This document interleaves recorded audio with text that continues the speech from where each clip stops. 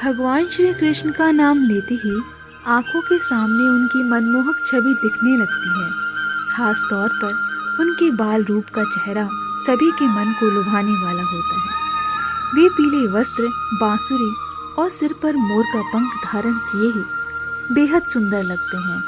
बात अगर उनके मुकुट पर धारण किए हुए मोर पंख की करें तो वह उनके मस्तक पर बेहद शोभायमान होता है। मोर पंख अति प्रिय होने से यह भगवान श्री कृष्ण के श्रृंगार का एक अहम हिस्सा माना जाता है। मगर क्या आप जानते हैं कि श्री कृष्ण को मोर का पंख इतना क्यों प्रिय है?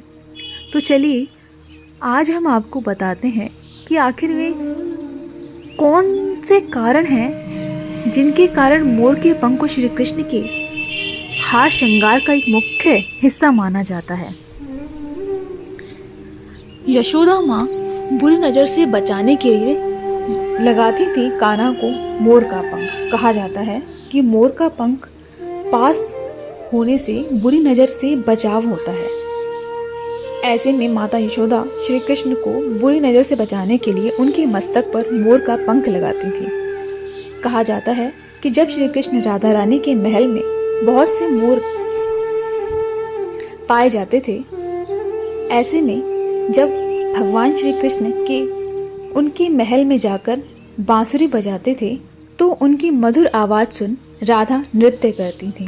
राधा रानी के नाचने पर उनके साथ मोर भी नाचा करते थे। ऐसे में एक दिन किसी मोर का पंख नाचते हुए जमीन पर गिर गया।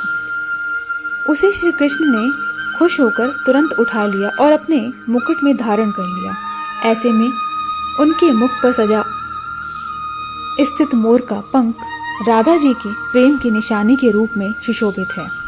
माना जाता है कि पूरी दुनिया में सिर्फ मोर एक ऐसा प्राणी है जो अपना सारा जीवन ब्रह्मचार्य व्रत का पालन करता है। कहते हैं मोरनी मोर के आंसुओं को पीकर ही गर्भ धारण करती है। ऐसे में इस पवित्र पक्षी के पंख भगवान श्री कृष्ण अपने मस्तक पर धारण करना पसंद करते हैं। मान्यताओं के अनुसार भगवान श्री कृष्ण को मोर का पंख इसलिए बेहद प्रिय था क्योंकि वे अपने मित्र और शत्रुओं में कोई भेदभाव नहीं करते थे। वे दोनों के प्रति समान भाव भी रखते थे। उदाहरण के तौर पर भगवान श्री कृष्ण के बड़े भाई बलराम शेषनाग के अवतार माने जाते थे। ऐसे में नाग और मोर में भयंकर दुश्मनी मानी जाती है, मगर श्री कृष्ण ने इसे अपनी मस्तक पर धारण कर मानवता का संदेश देते हुए सभी के प्रति समान भाव रखा। मोर के पंख में कई रंग होते हैं, इसी तरह हमारा जीवन भी बहुत से रंगों से भरा होता है। ऐसे में भगवान श्री कृष्ण इसके जरिए मानव को यही संदेश देते हैं कि हम अपने जीवन में भी सुख दुख खुशी आदि पलों से होकर गुजरते हैं। ऐसे में हमें अपने जीवन के हर एक रंग या पहलू को खुश होकर अपनाना चाहिए।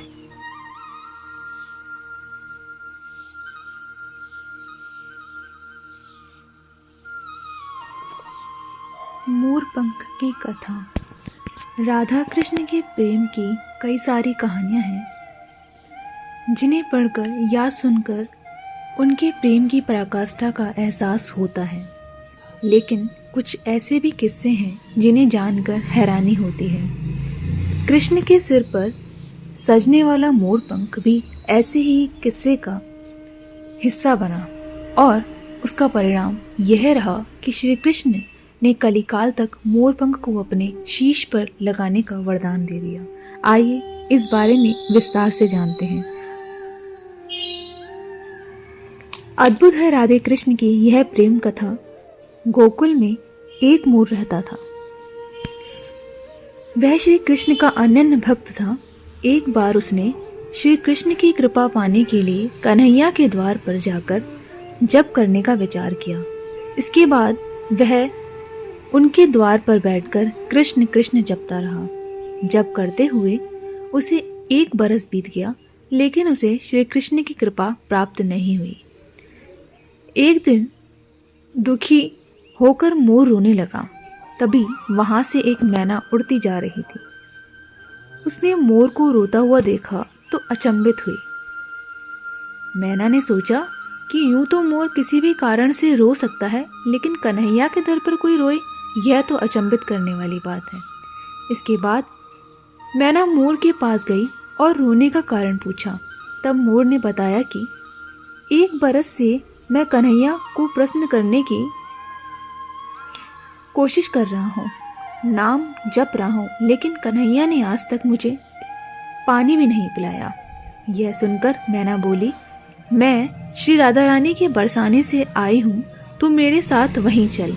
राधे रानी बहुत दयालु है, वह तुझ पर जरूर कृपा करेंगी।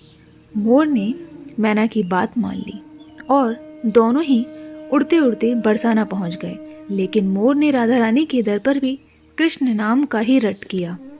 यह सुनते ही श्री राधे दौड़ती हुई आई और मोर को गले से लगा लिया। राधा रानी ने मोर से पूछा, तू कहाँ से आया है? तब मोर ने कहा कि जय हो राधा रानी की, आज तक सुना था कि तुम करुणामयी हो और आज देख भी लिया। राधा रानी बोली, यह कैसे?